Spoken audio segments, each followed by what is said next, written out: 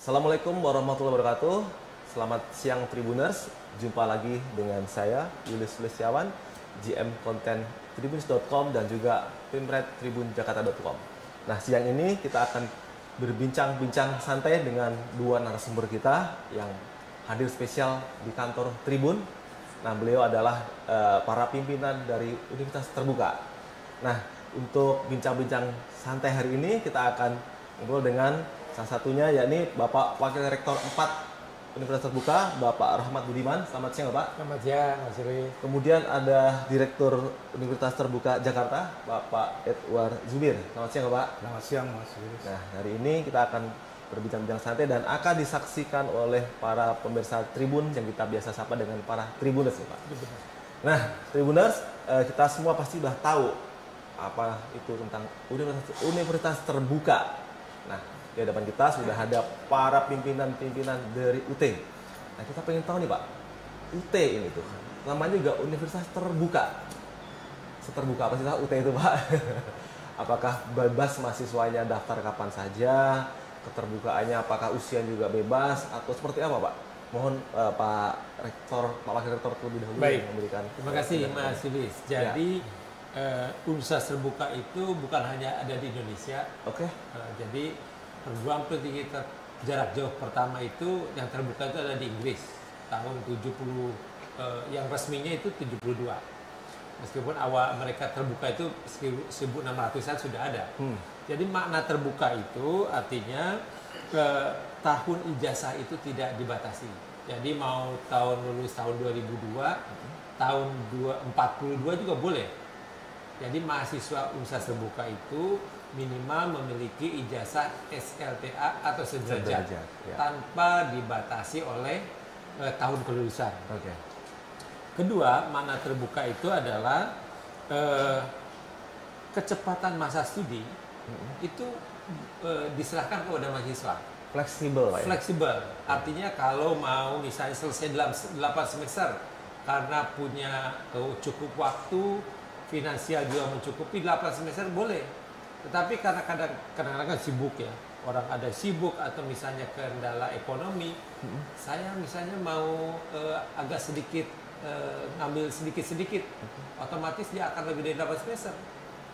Nah, kemudian terbuka berikutnya adalah terbuka bagi semua golongan masyarakat. Yang kaya, yang miskin memiliki kesamaan hak dalam mendapatkan pendidikan. Jadi pendidikan itu yang disebutkan education for all itu UT. Jadi yang tinggal di Jakarta, yang punya finansialnya bagus, dengan teman-teman saudara-saudara kita yang tinggal di pelosok, yang barangkali kesulitan ekonomi, itu dapat menikmati pendidikan jarak jauh berkualitas di Universitas Terbuka. Oleh sebab itu, untuk mendukung keterbukaan itu, maka biayanya harus terjangkau. Dan satu nih, Pak, di UT, Pak, itu rasanya beda dengan kampus-kampus lain. Di UT kan nggak ada masa waktu kuliah, Pak ya, jadi nggak ada DO, Pak ya. Jadi kami menyebutnya bukan DO tapi fleksibel. Fleksibel ya. Boleh 8 semester, boleh misalnya lebih lambat. Katakan begini, misalnya semester sekarang saya punya waktu, saya punya biaya. Saya ambil 24 SKS. Tapi misalnya tahun ini saya ditugaskan ke daerah dan saya waktunya sedikit untuk belajar. Saya nggak ngambil 24, saya ngambilnya 8 SKS saja. Boleh. Maka kecepatan masa penyelesaian studi mahasiswa yang mengambil 24 SKS per semester dengan 8 SKS tentu akan berbeda. Tapi tidak ada pembatasan waktu, Pak ya? Tidak ada pembatasan. Nah, itulah hebatnya kuliah di UT. Ini ngomong-ngomong, UT ini dengan pandemi yang kemarin 2 tahun, hampir 3 tahun kita alami semua nih, Pak. Ada impactnya nih, Pak? Ada impactnya nggak terhadap UT? Kan kalau di perguruan tinggi lain ya, justru benchmarknya belajar pendidikan jarak jauh itu benchmarknya malah UT. Ya. Kenapakah UT dengan pandemi itu justru malah growth-nya bagus? Ya. Atau jadi gimana, pandemi ini membukakan mata dan kesadaran semua pihak, bukan hanya akademisi ya, termasuk juga orang tua dan masyarakat umum, bahwa pendidikan jarak jauh yang salah satu deliverynya itu melalui online itu bisa dilaksanakan. Jadi ketika pandemi orang lain masih mencari-cari seperti apa pendidikan harus dilaksanakan, UT sudah terbiasa. Maka dari itu karena kita sudah terbiasa, Universitas Terbuka tidak mengalami kendala dalam menghadapi gonjangannya COVID-19. Malah mahasiswa barunya tambah naik. Pertamanya. Gitu, Mas. Targetnya 1 juta 1 juta mahasiswa. mahasiswa 2025. 2025. Sekarang kalau boleh tahu berapa, Pak? Sekarang hampir setengah juta. Setengah juta. Waduh. Ini perguruan tinggi terbesar di Indonesia nih, Pak Edward ya? Paling terbesar di Indonesia. Luar biasa. Pak Edward, Ya. Jakarta berapa nih Pak UT Jakarta nih? Mahasiswanya berapa nih? Kan tadi hampir 500.000 ya? Iya. Jakarta penyumbang berapa mahasiswa tuh, Pak? Kita lebih kurang 10% dari jumlah. Berarti sekitar 50.000 kalau gitu, Pak? Tepatnya 48.800. Hitung per semester ya, seperti Pak Warik bilang tadi. Oke. Mahasiswa kita ya semester berapa jumlah mahasiswa yang registrasi semester ini dan semester sebelumnya. Kalau semester sebelumnya itu 48.800. Itu betul-betul Yang aktif ya? meregistrasi. Registrasi. Karena kalau dibilang aktif, yang tidak meregistrasi per semester ini, Oke. dia masih terdaftar sebagai mahasiswa. Mungkin dia nanti seperti Pak Warik bilang tadi, dia mungkin ada kendala, nggak meregistrasi pada semester ini, semester depan dia registrasi lagi. Oh gitu. Jakarta nih padahal pusatnya universitas. Ya. Ya, Di mana-mana ada. Sampai pinggirannya Jakarta lengkap. Tapi mahasiswanya Jakarta, UT Jakarta ya? ya itu Jakarta 10%. saja. Terbesar, Pak? Terbesar. Penyumbang mahasiswa terbesar di seluruh UT? Iya, paling besar se-Indonesia untuk kantor UT daerah bandingkan yang lain. Barangkali terbesar se-Jakarta. Jakarta ya? Jumlah Kampus mahasiswa terbesar. terbesar Iya. dibanding universitas negeri-negeri yang besar itu Iya. masih besar UT Masih lah ya? besar. Barangkali Jakarta. ya, itu besar. Padahal kalau melihat kampus yang di Depok itu 9 besar, mahasiswanya masih kalah jauh ya? Masih kalah. Nah itu keunggulannya UT Pak ya, pendidikan sistemnya PJJ Pak ya, Ya. pembelajaran jarak jauh ya. Ya. Jakarta ini juga mahasiswanya belajar apakah anak Jakarta aja atau boleh dari luar Jakarta Pak? Nah, karena kita pendaftaran itu sudah online, jadi sebagian dari mahasiswa UT Jakarta itu ada yang berdomisili di luar Jakarta. Oh oke. Karena sudah tidak dibatasi oleh ruang dan waktu Oke. ya. Jadi bisa saja dan mereka kuliahnya secara e-learning. Jadi nggak ada masalah. Karena dengan e-learning itu bisa dia akses terhadap materi pembelajaran itu kapan saja, di mana saja. Kapan saja, di mana saja. Ya oke, saya kembali ke Pak Rahmat ini. Keunggulannya UT tadi udah sebutin salah satunya Pak, e-learning ya. Mungkin Bapak bisa jelaskan ke para pemirsa Tribun kita ini supaya lebih paham deh, paham semuanya tentang keunggulannya UT apa saja tadi Pak. Ya, baik untuk Tribuners yang belum kuliah atau yang sudah kuliah di UT tapi belum menyadari, jadi kuliah di UT itu ada mahasiswa yang paling beruntung. Kenapa mahasiswa yang paling beruntung? Karena mereka diajar oleh dosen-dosen bukan hanya dari UT, tetapi dosen-dosen dari perguruan tinggi terkemuka di Indonesia. Artinya bahwa bahan ajar yang kita sebut dengan modul yang dibaca oleh mahasiswa itu ditulis bukan oleh dosen UT, tetapi dosen-dosen dari perguruan tinggi, para profesor dari perguruan tinggi tatap muka terkemuka. Nah, jadi itu salah satu keuntungan. Kuliahnya di UT tapi dosennya dari bermacam. Jadi ilmu yang diberikan ke mahasiswa, sebagai contoh misalnya dari IPDN, dari Unpad, dari UI, itu juga diberikan kepada mahasiswa UT. Dengan demikian mahasiswa UT itu mendapatkan ilmu yang katakanlah sama dengan yang diterima oleh mahasiswa di UI, di IPB, di Unpad begitu. Itu adalah selling point yang diterima oleh mahasiswa UT terbuka. Jadi begitu mahasiswa daftar itu nanti mereka dikasih modul Pak ya? Ya. Modul untuk dibaca tiap Betul. mata kuliah ini, nanti modulnya seperti ini, tahapannya seperti Ya. ini, sampai semester seperti itu. Betul. Jadi kalau dengan pembelajaran jarak jauh, bahkan nggak cuma dengan Zoom dipakai kan Pak ya? Zoom dipakai, Iya. bahkan ada radio katanya Pak ya? Ya. Belajar dengan radio. Itu gimana caranya Pak? Jadi mahasiswa itu disebut, kita menyebutnya adalah belajar mandiri yang terbimbing. Belajar mandiri yang terbimbing adalah modul-modul UT itu dikembangkan oleh pakar-pakar pendidikan jarak jauh sehingga didesain menjadi self-instruction, self-contained, sama self-explanatory. Yang dimaksud dengan itu adalah bahwa kompetensi setiap mata kuliah itu dijabarkan, dipecah-pecah menjadi beberapa kegiatan belajar. Nah, setiap kegiatan belajar itu ada latihan, ada contoh dan non-contoh, ada tes formatif yang bisa dilakukan oleh mahasiswa. Jadi mahasiswa bisa menghitung sendiri tingkat kompetensinya.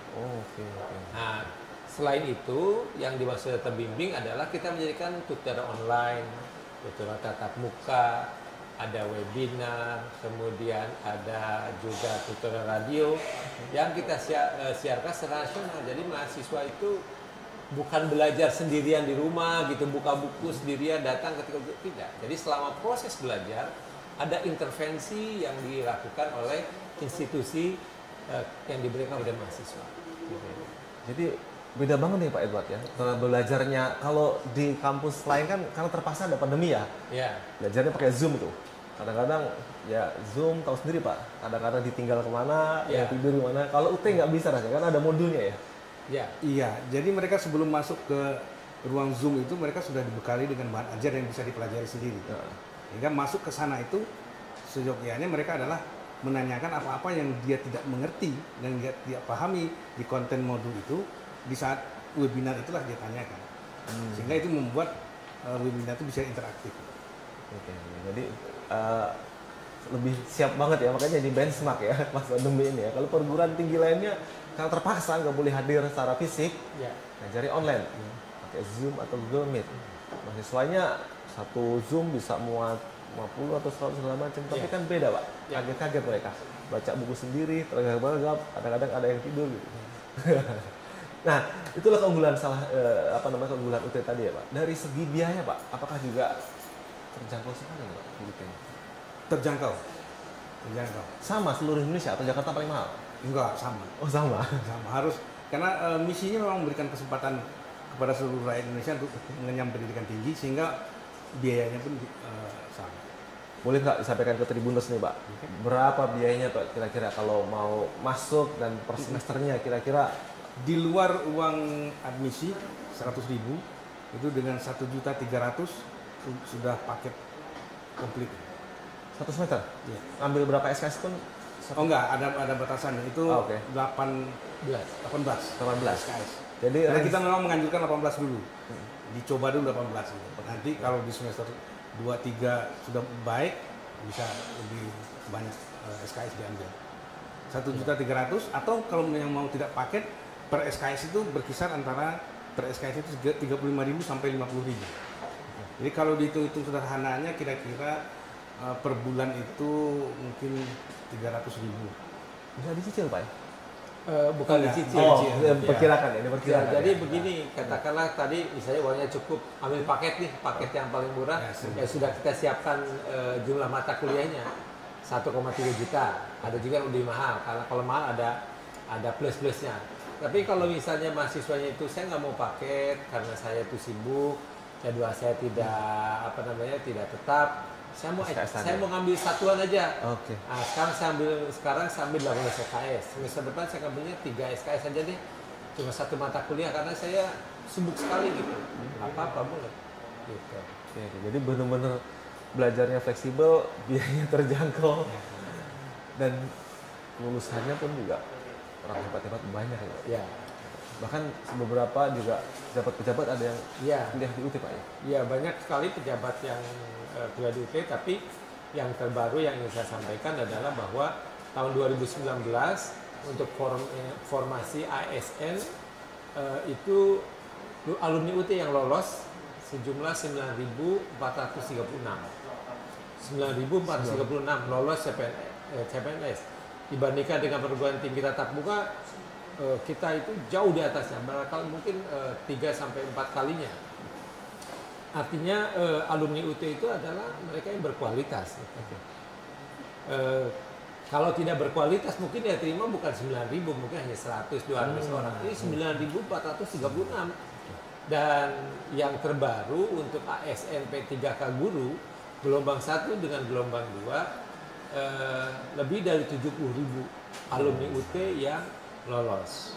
Belum gelombang 3 nih, kita masih menunggu datanya. Waduh, itu Tribuners nih. Jangan khawatir. Kalau dulu emang orang dengar nama UT dianggapnya kampus yang dulu nomor 2 deh Pak ya. Ya. Sekarang UT ini udah di jajaran elit kampus di Indonesia.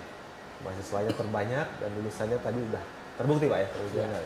Nah ini ngomong-ngomong nih Pak, di UT ini berapa jurusan sih Pak? Berapa fakultas dulu Pak yang di seluruh di UT itu? Kita punya 4 fakultas. Apa aja tuh Pak? Fakultas Ekonomi, Oke. Fakultas Hukum dan Ilmu Sosial dan Ilmu Politik, Fakultas Keguruan dan Ilmu Pendidikan, dan Fakultas Sains dan Teknologi. Sains dan Teknologi. Dari 4 fakultas ini ada 43 program studi, 32 diantaranya itu adalah program S1, 2 itu program diploma, dan 7 itu program magister, 2 itu program doktor. Oh ada doktornya ya, udah lengkap ya. Jadi silakan pilih dari diploma sampai S3. Diplomanya diploma 3 Pak? Iya, diploma 3 dan diploma 4. Lengkap sekali. Itu perpajakan sama kearsipan. Dari 4 fakultas tadi itu, Ya. paling banyak diminati apa nih Pak? Awalnya itu yang paling banyak diminati FKIP. FKIP ya? Itu kan guru yang Penyetaraan itu dulu Iya. ya? Nah, tapi sekarang sudah bergeser ke pernah ke fisik dan sekarang juga ekonomi juga dilirik. Jadi dua fakultas yang favorit. Ya. Kalau di Jakarta juga itu juga Pak? Sama. Ekonomi Itu juga sama. gejala nasionalnya begitu, di Jakarta juga demikian. Luar biasa. Jadi sarjana-sarjana ekonomi dari UT ini luar biasa banyak ya. Nah ini Pak, kompetisinya buat ini makin ketat nih Pak. Ya. Kampus asing buka di Indonesia. Kemudian kampus yang sudah existing negeri maupun swasta pun sekarang membuka juga program-program mereka jarak jauh seperti itu. Apakah itu jadi berpengaruh terhadap UT itu Pak? Baik, kalau dari pengaruh itu berpengaruh terhadap bagaimana kita memberikan layanan terbaik. Jadi kami menganggap mereka itu bukan sebagai ancaman, tetapi sebagai lecutan. Ya, lecutan bahwa kita harus lebih baik dalam segala hal. Di hari ini kita harus lebih baik dari hari kemarin, dan besok harus lebih baik daripada hari ini. Jadi mahasiswa Universitas Terbuka, kami dari awal berdiri, kami memperlakukan mahasiswa Universitas Terbuka itu bukan sebagai mahasiswa, tetapi sebagai customer. Mereka yang membutuhkan layanan pendidikan dan kita sebagai penyedia, sehingga kita diupayakan bagaimana memberikan layanan terbaik kepada mahasiswa. Mudah-mudahan dengan intimasi yang sangat baik antara calon mahasiswa dengan UT, saya berkeyakinan meskipun ada perguruan tinggi luar negeri ke Indonesia, perguruan tinggi existing Indonesia yang berjarak jauh, bisa terbuka dapat tetap menjadi pilihan utama. Oke. Nah, kemudian Pak, karena ada perguruan tinggi asing yang masuk ke Indonesia nih. Nah, UT sendiri ada kerjasama nggak nih Pak dengan perguruan tinggi di luar negeri Pak, supaya kemampuan mahasiswa-mahasiswa makin bagus Pak? Ya, ada beberapa yang kita lakukan. Yang pertama adalah kita bekerja sama dengan mitra luar negeri melalui, kita punya namanya ICE Institute, Indonesia Cyber Education Institute, di mana mahasiswa kita bisa mengambil mata kuliah yang ada di luar negeri. Mulai dari Harvard, MIT, dari China, dari Prancis, dari seluruh dunia bisa diambil. Nah kemudian kita juga bekerja sama dengan perguruan tinggi luar negeri untuk pengembangan kompetensi para dosen. Nah yang apa namanya Pak? ICE itu? ICE Institute. ICE Institute. Iya, Indonesia Cyber Education Institute. Nah, itu udah berjalan di Jakarta juga Pak? Sudah. Di Jakarta ya? Banyak yang ngambil Pak? Mahasiswa yang untuk ambil yang program yang ICE. Kalau ICE itu daftarnya langsung. Dia terpusat, tidak di Jakarta. Ya terpusat, dia namanya di ICE Institute. Jadi Tribuners bisa searching ICE Institute. Itu mereka bisa daftar, bisa mengambil mata kuliah bukan hanya di UT, bukan hanya di perguruan tinggi dalam negeri, tetapi juga bisa mengambil mata kuliah yang ada di luar negeri. Silakan pilih, mau bahasa Perancis ada, bahasa Inggris juga ada. Dan itu nanti diakui Pak dalam apa namanya SKS-nya ya? Ya, sebagai bagian dari Merdeka Belajar. Wow, luar biasa nih. Jadi Tribuners nih, meskipun nanti akan kuliah di UT, tetap mau misalnya ngambil mata kuliah di Harvard langsung bisa Pak ya? Iya. Sangat bisa. Jarak jauh juga Pak dia? Jarak jauh. Jarak jauh. UT sendiri juga punya mahasiswa yang dari luar nggak Pak? Untuk dari luar negeri kita belum punya. Belum punya? Belum ada dari, artinya mahasiswa asing kita belum punya. Okay. Tapi tahun depan kita sudah menyiapkan program untuk mahasiswa asing. Tapi kalau cabang di luar negeri udah ada satu tadi ya? Ada satu yang, tapi kantornya tetap di UT, di pusat. Oh, tetapi dia memiliki jaringan di beberapa negara. Dimulai dari Hong Kong, kita menyebutnya kelompok belajar ya. Kelompok belajar ada di Hong Kong, di Malaysia, Singapura, Taiwan, Korea Selatan, mereka dan di Jepang. Kita punya di lebih dari 40 negara. Jadi WNI yang ada di luar negeri itu kalau mau kuliah di UT juga terbuka sekali Pak ya? Iya. Barangkali Tribuners nih yang mau berangkat kerja ke luar negeri, daftar saja dulu di UT. Nanti ketika keluar di luar negeri bisa lanjut. Daftarnya pun udah di luar negeri juga sama aja kan? Boleh? Bisa. Boleh. Ya? Misalnya daftar di luar negeri, kemudian setelah selesai kontraknya, belum selesai kuliah, ke Indonesia meneruskan nggak masalah. Sepanjang masih ada di dunia masih bisa. Luar biasa sepanjang masih ada di dunia. Belajar sepanjang hayat. Sepanjang hayat. Itu berapa tuh Pak mahasiswa yang berada di luar negeri? Terus kemudian di luar negeri sekarang kurang lebih ada 3.000 orang, tapi tersebar di beberapa negara, 40 negara tersebut. Kantong-kantong terbesar itu ada di Hong Kong, ada Malaysia, Singapura, Taiwan, dan Korea. Itu kantong-kantong WNI kita yang berada itu ya Pak ya. Nah kemudian Pak, untuk biaya tadi kan, di UT juga ada beasiswa nggak? Beasiswa? Ada Pak? Ada ya? Ada beasiswa mahasiswa berprestasi, beasiswa CSR, itu ada. Tuh Tribuners tuh, udah biaya terjangkau, beasiswa juga disiapkan juga ya. Terus satu lagi ada beasiswa yang berjalan ini buat Tribuners yang barangkali ada anggota keluarganya, sanak familinya yang memiliki disabilitas tunanetra, itu bisa kuliah di Universitas Terbuka. Kita berikan beasiswa selama 8 semester. Program studinya silahkan dipilih. 8 semester kita biayai. 8 semester sampai lulus berarti ya? Ya. Silahkan Tribuners tuh, sudah disampaikan Pak Wakil Rektor nih, kalau mau kuliah dapat beasiswa langsung apply ke UT ya. UT itu kan tiap semester selalu buka ya Pak ya? Jadi kapanpun bisa buka nih Tribuners, bedanya tuh dengan kampus-kampus lain Pak ya? Jadi misalnya tahun kemarin belum siap, nggak perlu nunggu tahun depan Pak ya? Tapi semester depannya bisa langsung daftar. Di Jakarta juga seperti itu Pak ya? Persis. Nggak perlu datang langsung? Nggak perlu datang langsung, daftar jarak jauh, kuliah jarak jauh. Pertemuan yang kelas itu hanya beberapa kali aja mungkin Pak ya? Jadi ada tutor-tutor yang hadir membimbing mereka untuk belajar bersama seperti itu. Nah kemudian Pak, pengembangannya kira-kira apa nih UT ke depan nih Pak? Supaya UT ini tadi targetnya 1 juta mahasiswa dan kualitasnya juga makin membaik.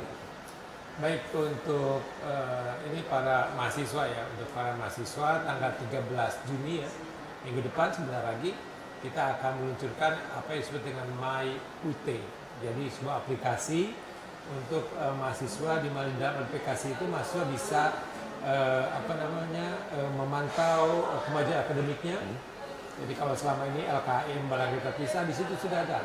LKM-nya ada di situ, kemudian kalender akademiknya ada di situ, semua informasi mengenai mahasiswa ada di situ. Jadi mahasiswa cukup satu kali login, kemudian notifikasi ke WhatsApp, kemudian mereka lanjut. Jadi mahasiswa bisa memantau, termasuk kepada orang tuanya, istrinya, anaknya, suaminya, kalau menunjukkan ini loh lembaga kemajuan akademik. Ini informasinya semester ini, IPK-nya segini, bisa dilihat. semua informasi terkait mahasiswa itu ada di dalam My UT. Tanggal My- 13 nanti siap-siap untuk melihat peluncuran My UT. 19 13 13 bulan Juni. Tinggal berapa hari lagi ya? May UT ya? Iya. MY May kan Pak ya? Iya, MUMY UT. MY UT. Itu nanti dipakai untuk seluruh kegiatan apa namanya? Iya. Daftaran, pembayaran segala macam melalui itu. Iya, termasuk pembayaran. Luar biasa itu. Kampus-kampus yang lain, ini dengar UT ini rasanya makin. Tapi kalau ngomong-ngomong juga mahasiswa yang di apa namanya mendaftar gitu kan. Itu kalau orang UT itu biasanya kan identik dengan orang-orang yang ambil perguruan tinggi nggak lolos baru masuk UT. Apa sekarang ada kecenderungan fresh graduate juga masuk UT Pak? Apakah juga banyak Pak seperti itu? Jakarta. Iya, Jakarta cukup banyak Cukup banyak ya. yang fresh graduate. Itu kita tahu persis ketika USMB. Kalau beberapa tahun yang silam itu kita USMB itu banyak wajah yang senior. Iya. Nah sekarang 30 tahun ke bawah itu untuk di Jakarta sangat banyak. Sangat bagus perkembangannya. Bagus. Jadi setidaknya yang paling banyak itu adalah mereka yang tahun ijazahnya 1 tahun atau 2 tahun. Tapi yang fresh graduate itu sudah mulai berkembang juga jumlahnya. Jadi dengan kemajuan yang sudah diselenggarakan, akhirnya menarik yang dulu identik pilihan nomor 2 atau 3 dulu. Sekarang jadi pilihan utama ya, langsung join kuliah di situ. Bahkan itu identik dengan mereka yang sudah kerja dulu kan, Bang. Ya. Kerja pengen dapat gelar baru masuk UT. Tapi sekarang Tribuners yang baru lulus pun silahkan, karena semua sudah disiapkan Pak ya, modul-modul disiapkan, sistem pembelajarannya pun bisa di mana aja dan kualitasnya terjamin. Karena masa UT kan bisa mulai daftar itu pakai handphone juga udah bisa. Daftarnya pakai handphone, kemudian belajarnya juga bisa baca bukunya dari handphone masing-masing, kemudian tutorial online-nya juga bisa pakai handphone, ujiannya bisa di rumah. Sekarang itu memungkinkan mahasiswa bisa ujian dari rumah dengan menggunakan PC ya, bukan atau laptop, tapi bukan HP. Ujiannya di rumah. Oh, kalau atau dulu di kantor boleh. Iya. Kalau dulu ujian harus fisik Pak ya, hadir ya? Nah, ujian sekarang di UT ada 3 modus. Yang pertama adalah ujian tatap muka. Ujian tatap muka itu adalah mahasiswa datang ke lokasi-lokasi ujian. Yang kedua adalah ujian online. Ujian online itu mahasiswa datang ke kantor kita atau ke tempat yang kita tunjuk, kita siapkan PC-nya, laptopnya kita siapkan, mereka ujian. Iya. Kita siapkan pengawas di situ di ruangan, ada pengawas yang mantengin. Nah, kemudian tapi ada itu yang kedua. Yang kedua ini ada plusnya. Yang plusnya adalah mahasiswa datang ke lokasi ujian online, tidak ada pengawasnya. Pengawasnya pakai kamera, kami di pusat yang mengawasi. Ya, jadi selama ujian kita pantengin, kita lihat siapa yang melakukan kecurangan. Yang ketiga adalah mahasiswa bisa ujian di tempat masing-masing, di rumah, di kantor, ataupun dimanapun, disebut dengan online proctoring. Jadi mahasiswa harus punya spek PC atau komputer dengan spek tertentu, kemudian online ujiannya sendirian di situ. Nah, tetapi kita menyediakan sistem aplikasi yang bisa menjamin fairness-nya sebuah ujian. Jadi kalau nyontek ketahuan nanti. Iya, kalau nyontek ketahuan langsung dapat. Langsung stop itunya Pak. Langsung stop. Jadi nanti kalau misalnya jam ujian, tiba-tiba saya itu peserta ujian itu ngelirik ke sebelah kanan 1 kali, 2, 3 kali, itu akan ada peringatan, ada indikasi kecurangan. Anda harus berhentikan. Tapi kalau saya mestinya tetap melirik-melirik, ada peringatan kedua. Atau misalnya saya tiba-tiba ada yang ngedorin buku gitu ya dari belakang. Saya ketahuan itu, maka kalau 3 kali melakukan kecurangan, maka aplikasi akan menutup layar monitor misalnya bahwa Anda melakukan kecurangan sudah 3 kali, stop. Oke. Dan sistemnya udah canggih juga. Nah, untuk risetnya nih Pak di IT sendiri. Ya. Juga banyak nih Pak riset-riset yang dilakukan oleh mahasiswa dan juga para dosen. Ya, sekarang setiap tahun kita melakukan riset yang sangat banyak, melibatkan mahasiswa juga.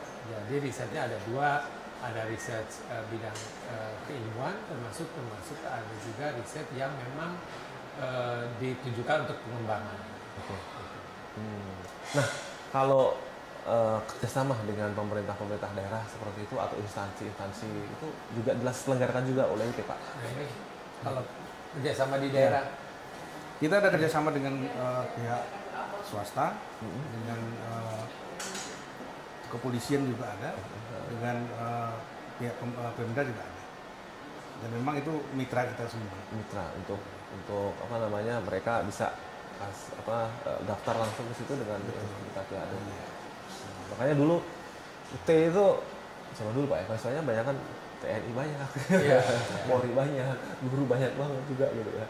Sekarang berputar seperti itu Pak ya? Sekarang masih ada. Masih ya. Polri masih. Iya, komposisinya berubah sekarang. Kalau dulu kan banyaknya pegawai itu ya, pekerja-pekerja, guru dan sebagainya. Sekarang komposisinya berubah.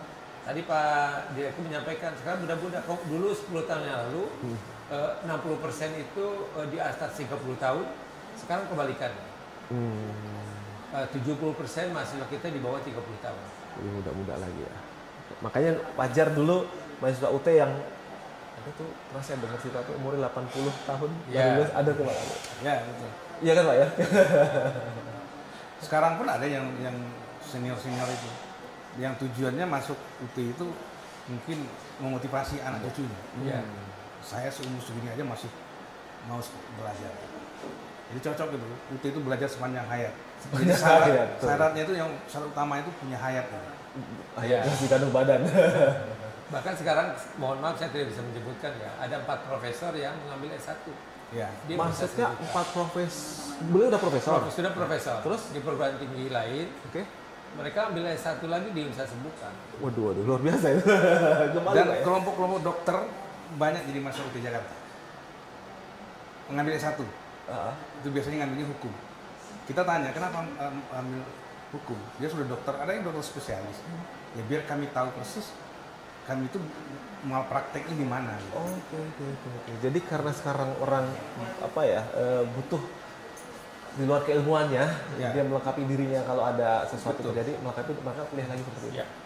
Termasuk profesor tadi Pak ya? Ya. Profesor Ambil S1. itu ngomong-ngomong kuliahnya rajin nggak tuh profesor itu Pak? Ya. Mereka kan online, mereka baca modul. Misi juga Pak? Sama, tidak ada perlakuan khusus, sama semua. Itu tutornya yang ngajar. Saya pernah dapat cerita juga tuh Pak dari teman di UT gitu kan. Anaknya masuk UT juga gitu kan. Belajar lebih keras ya. Terus bapaknya juga coba masuk juga itu, padahal dia pimpinan gitu. Lihat tutornya bagus atau tidak gitu, nggak mengukur itu juga. Dan ternyata anaknya ternyata belajar keras, bapaknya juga belajar keras seperti itu. Makanya profesor-profesor tadi mungkin untuk melengkapi keilmuan.